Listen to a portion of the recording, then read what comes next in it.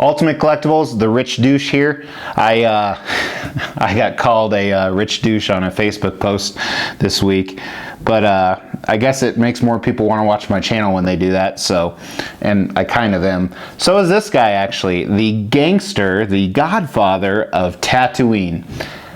This guy, words can't even describe him, but I guess I shouldn't do a review then, right?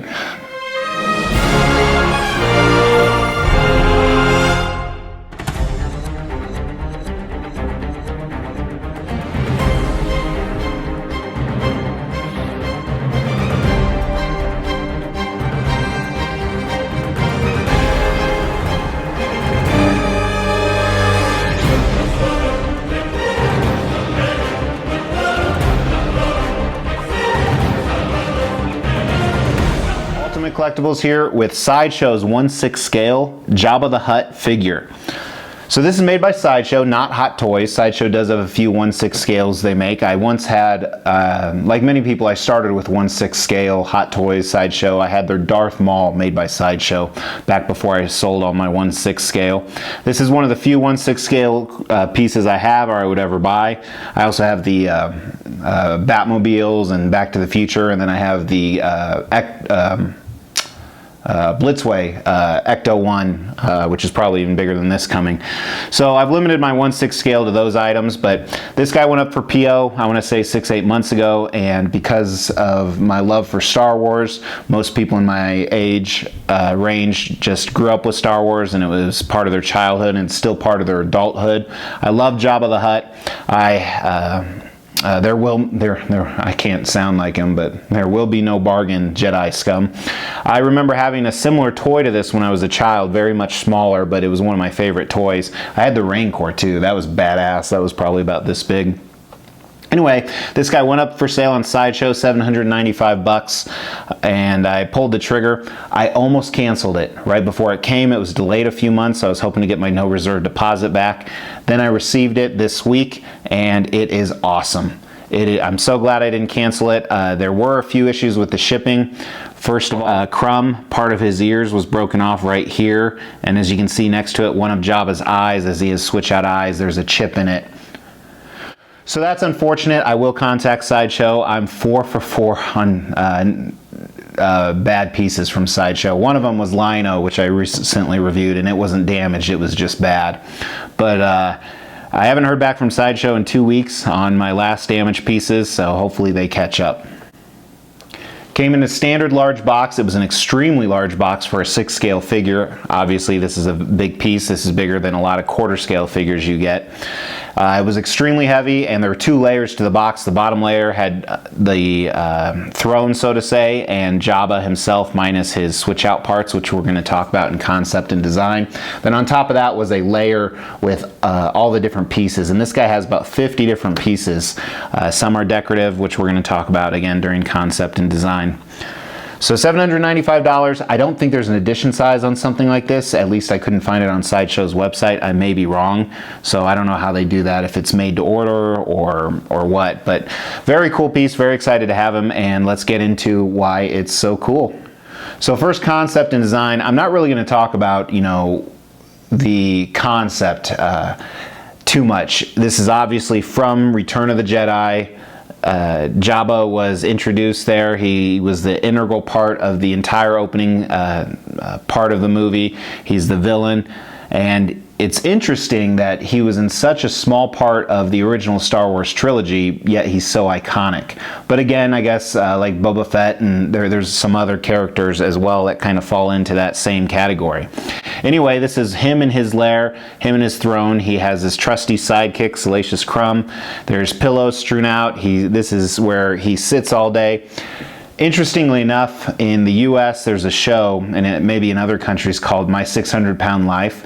My wife and I are addicted to that. We watch it like every night. We just got addicted a few weeks ago, and Jabba reminds me of that. These people never move. They sit in the same place, and it's just kind of funny.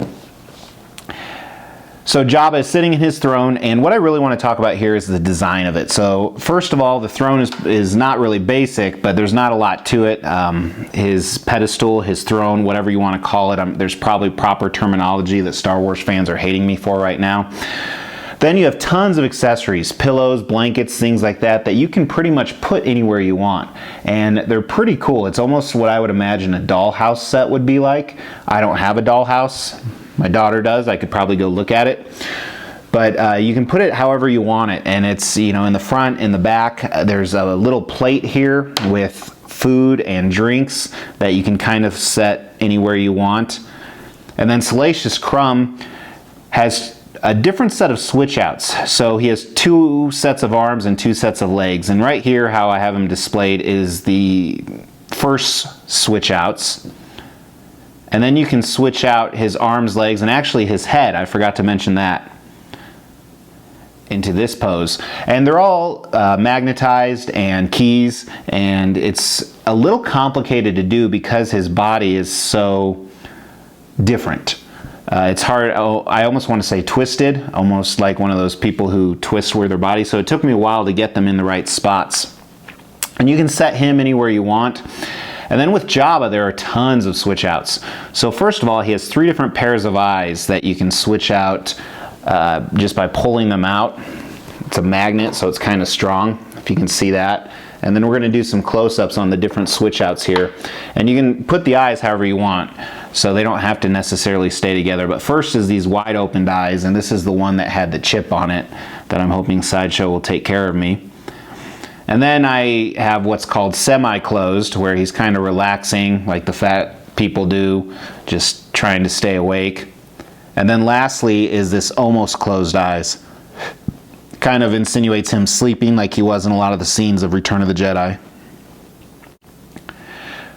And then he has 3 different mouths that go in by magnet, and they're a little difficult to get out. They're easy to get in, but difficult to get out. And it's very similar to the eyes. He has one that's almost all the way closed, as you see here. One a little more slightly open, maybe like he's talking or having a conversation. And then the last one is when he's doing the Princess Leia lick. And then the last switch outs on Jabba are the arms. So he has his first set of arms that I actually have displayed right here. These are kind of an action pose where he's moving them and he can hold a few different things. He can hold his pipe, he can hold one of the creatures that he's eating. And the other switch out is his arms are more resting on his stomach like he's sleeping.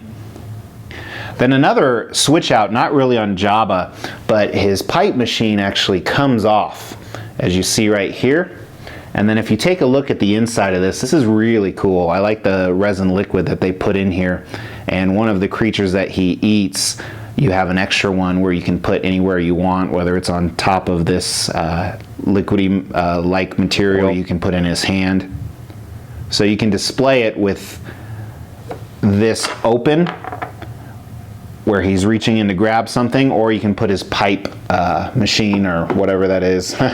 First one into vaping. Knew it way before we did back in the 1980s. So that's kind of a little bit about the concept and design. Kind of hard to talk about. This, to me, this really isn't a statue, it's a toy. It's kind of a combination between both. And some people may argue that statues are toys, but let's not even go down that route. So I really like the concept and design. They give you a lot of good options. I am not a big switcher-outer, if that's a word. So I'll probably keep him in very similar pose. I don't know which one yet. I really want to talk about Jabba, the throne, the base, Salacious Crumb we'll briefly talk on, and then his pipe vaping machine / food dish right over there. And I think I'll just start with that. So his pipe machine vape dish is very cool. First of all, I talked about when I was showing the switch outs, the resin that's inside of both the vape machine and his food dish. It's really cool. It looks like really liquid, and they added some yellow coloring onto that because it wouldn't necessarily just be a clear liquid. I like that touch. And I also, not only the glass balls the glass containers around them, it's plastic obviously, but it looks like glass. But I love the intricate artwork around the copper and the decorative parts of it. Not only the paint, but the sculpt is really cool. It looks very real. It doesn't look like a toy at all. I think they did a great job. Salacious Crumb looks a little bit more like a toy, but I don't know how you could not make him look like that. But still, there's a lot of detail on both the sculpt. They stuck with a few different paint colors, his traditional paint colors that you see in the movie. I'm not a big fan of his facial expression on either of the portraits. I like the laughing one. Here he just doesn't look happy, he looks bored, which I guess I would be bored sitting by this fat ass all day. But they did an okay job with him. Looks a little toyish. I want to talk about his base, and again, I don't know what this is called, but it is done very well. First of all, I like the sculpt in it. They did a lot of wear and tear like it's real stone. I like the Tommyknockers, not Tommyknockers, but the decorative almost door knockers that are on the front here. There's a lot of sculpt and design in them, and then I think they did an excellent job with the paints, really to show the wear and tear with blacks and coppers and quite a few other colors in there. And then moving on to itself, as I said, there's a lot of texture, a lot of different colors to show that this is a big stone slab that's had some wear, from, you know, beiges and grays and blacks and even some copper tones in there. And I think it's very well done. And on the back of him, he almost has like a brace to keep him up, and again, it looks like copper. It's obviously not, but it's done very well with the paint and the sculpt. And I don't even know what you call this, his back brace, I guess. So far, very happy with everything, as I kind of alluded to at the beginning of this, but let's get into Jabba. So he does look more toyish than statuish, so it looks a little more plasticky overall, but it's definitely something I think I can overlook. I like how they got all the scales and the texture to his body. You know, Jabba, we don't know what kind of creature he's a Hutt, but so I don't know the inspiration from George Lucas, whether it was a snake or a combination of things. I could probably find out pretty easy, but a very reptilian-like, reminds me of that from his tail at the bottom where there's a large gash in it, which obviously somebody tried to cut it open at one time, and there's some nice red blood colors in there. It almost looks like it's a brand new gash, which I don't know if that's what they were going for.